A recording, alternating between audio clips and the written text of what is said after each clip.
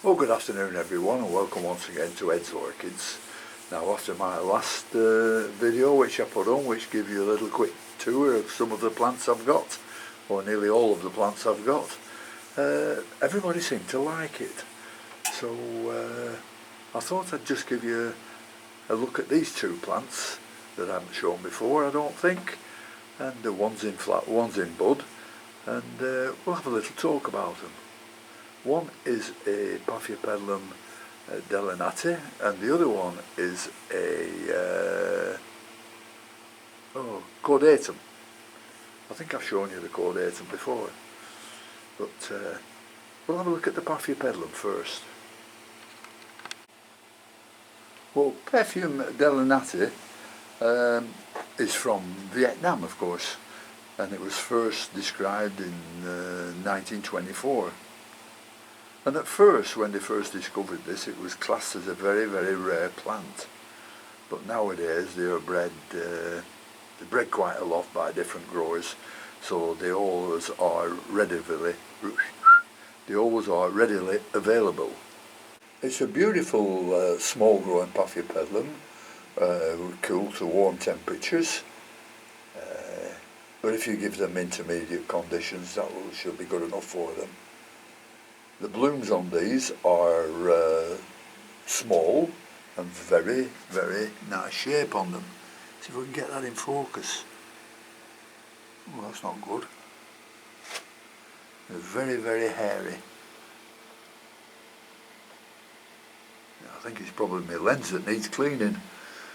Oh dear. As I was saying before, the blooms are small, a lovely shape, and the petals are mainly white with pink undertones, while the lip on them is white, but is densely marked with pink. So really, we can class this as a nice pink bloom. They're a lovely plant.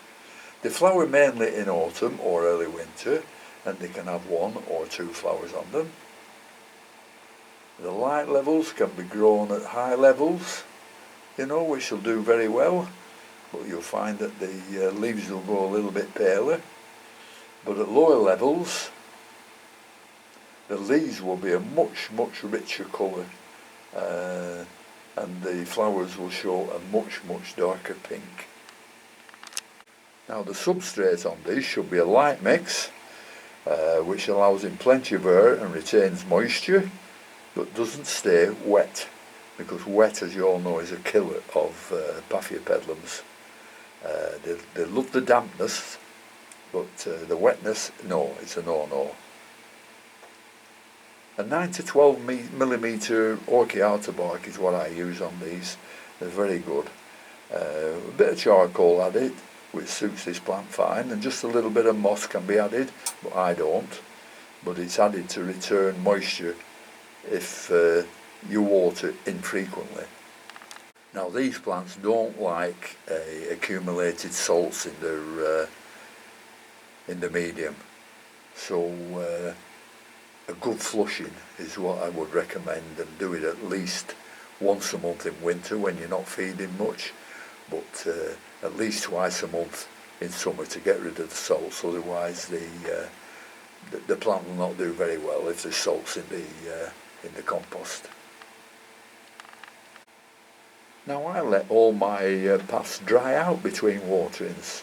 I know a lot of people say it's not recommended, and but that's what I do, because I'm never ever sure if they need watering or not, because a lot of them are in different size pots, not much bigger, a centimetre, 2 centimetres more, but they'll dry at different rates with being in different size pots. So if I'm not quite sure whether they need watering or not, I'll just leave them for a couple of days and then do them all again. But we don't water them much in the winter times, just enough just to keep them slightly damp, but it doesn't matter if they dry out for a couple of days. But of course, when the weather gets warmer, we'll give them much more water, especially from sort of May to September. They require quite a good amount of water, these plants. But as usual, when you are fertilising them, you use the quarter strength of what it says on the tin that you're using. Give the plant extra nitrogen at the beginning of a growing season, but say May to September, I've just said that, and then change it to a high phosphorus fertiliser. Now this will improve the flowering for the following year.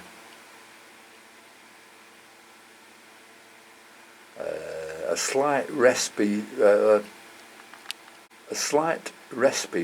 in the winter months is always welcome, and this generally comes by the slackening off of watering. You know, instead of watering and keeping them wet, just give them a good watering a couple of times a month, and that should do okay. And then what I like to do is withhold fertilisation on my Paphiopedilums during the winter months, or give them very, very little. When you can see new roots growing on these, then that's the time to repot, and they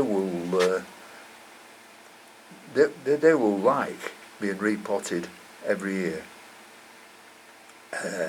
because the fresh new medium, the substrate or whatever you care to call it, will set them on the right paths to stimulate new growth. As usual, all these Paphiopedilums need a good airflow. And then we come to this Caudatum phragmipedium. There's a lot of talk going on about caudatums and what they should be and what they shouldn't be. It's given all sorts of names, and they all started getting grouped into one. It's like this one sometimes, you know, sometimes some people call them Warsawixianums. Some call them a mix between Caudatum and Warsawixianum as Popowai. They're also classed as Wallacei, and really they're all grouped together now as Humboldtii.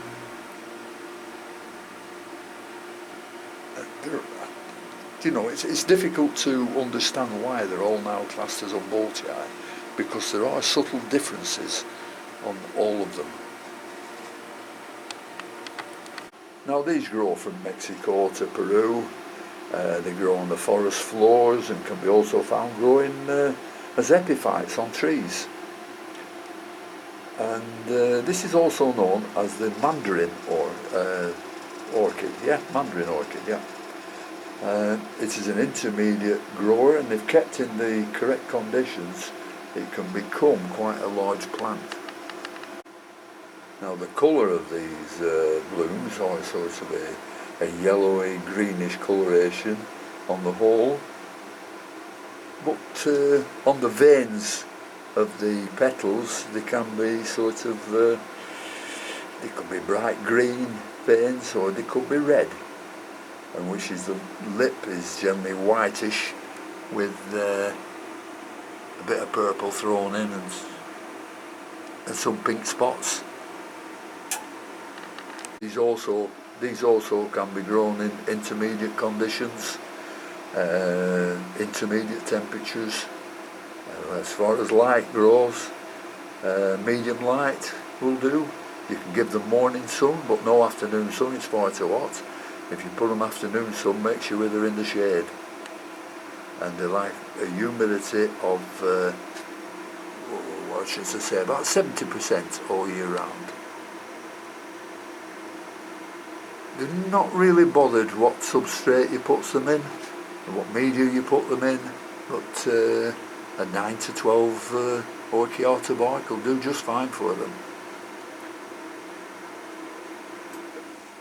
Now if it's a Caudatum, some people say these can become dry, but I always like to keep mine watering. I do all my Phragmipediums the same way, and this gets the same treatment as all the others, and it does get the